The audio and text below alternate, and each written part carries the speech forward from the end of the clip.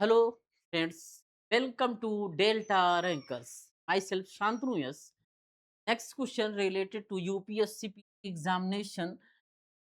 Just paper first in 2026. Which one of the following best describe the crowding out effect in the context of fiscal policy?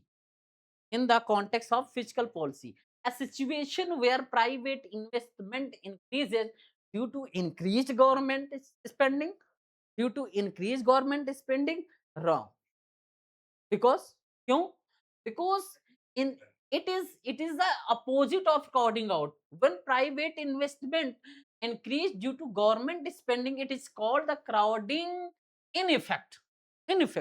This is wrong.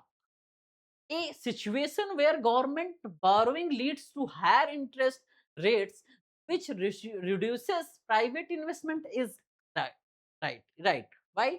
Crowding out effect occurs when increased government borrowing to finance higher public spending raises the demand for loanable funds in the economy. This pushes up interest interest rates, making borrowing costlier for businesses and individuals, thereby reducing private investment. Then a situation where an increase in taxes leads to increased private sector investment. Wrong. Why? Because an increases in taxes generally reduces the disposal income, may reduce the private investment, not increase. Then a situation where government spending has no impact on aggregate demand. The government spending has an impact on aggregate demand. Crowding out specifically refers to its adverse effect on private investment through higher interest rate. और राजकोषीय नीति के संदर्भ में crowding out effect को निम्नलिखित में से कौन सा विकल्प सर्वाधिक उपयुक्त से वर्णित करता है? एक ऐसी स्थिति जहां बढ़े हुए सरकारी व्यय को कारण है निजी निवेश में बढ़ता है। अर्थात जो सरकारी व्यय बढ़ रहे हैं उसका मेन कारण क्या है कि निजी निवेश प्राइवेट सेक्टर में बढ़ता है। ये गलत। ऐसा क्यों? क्योंकि यह क्राउडिंग आउट के विपरीत है। जब सरकारी व्यय के कारण निजी निवेश बढ़ता है तो इसे क्राउडिंग इन प्रभाव कहा जाता है।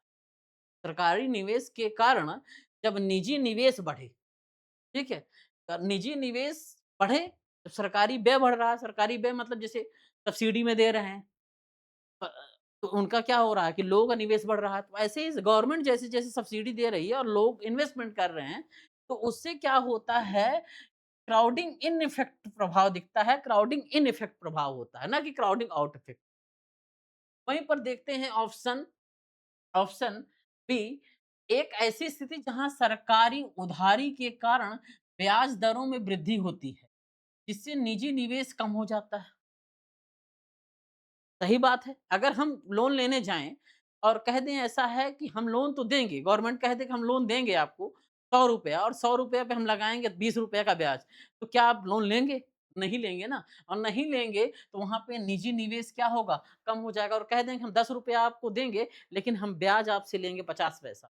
देखो कितना लोन लेंगे तो निवेश वहाँ पे बढ़ जाएगा। एक ऐसी स्थिति जहाँ करों में वृद्धि से निजी क्षेत्र में निवेश वृद्धि होती है। करों में टैक्स बढ़े तो निजी क्षेत्र में निवेश वृद्धि है गलत। करों में वृद्धि से सामान्यतः उपभोग योग्य आय घटती है। जो कंजप्शन करने वाले हैं, उपभोग जो खाने वाली चीज़ें हैं, वो होती हैं। पहले हम क्या करते थे 2-2 पिज़्ज़ा या 2-2 बर्गर या चीज़ें ऐसी मँगवा लिए कि प्रोटीन की ओर चले गए। प्रोटीन की ओर हाई प्रोटीन, ठीक है। तो हाई प्रोटीन की ओर चले गए तो ज़्यादा इन्वेस्ट उसमें कंजप्शन ज़्यादा है तो कंजप्शन ज़्यादा तो उनमें पैसा पे ज़्यादा करना पड़ेगा। और जहाँ पर लायबिलिटी ज़्यादा हो जाएगी, देनदारी ज़्यादा हो जाएगी, तो वहाँ पर हम सामान्यतः ये देखते हैं, करों में टैक्स अगर उसमें ज़्यादा लगा दिया गया, हम ये सोचिए कि प्रोटीन ले रहे हैं तो उसमें टैक्स लग गया ₹200 और रियल में उसकी कीमत क्या है 50 ₹20 है। अब ₹200 लग रहा है तो आप नहीं करेंगे। वहीं पर एक ऐसी स्थिति जहां सरकारी व्यय का समग्र मांग पर कोई प्रभाव नहीं पड़ता, सरकारी व्यय का समग्र मांग पर प्रभाव पड़ता है।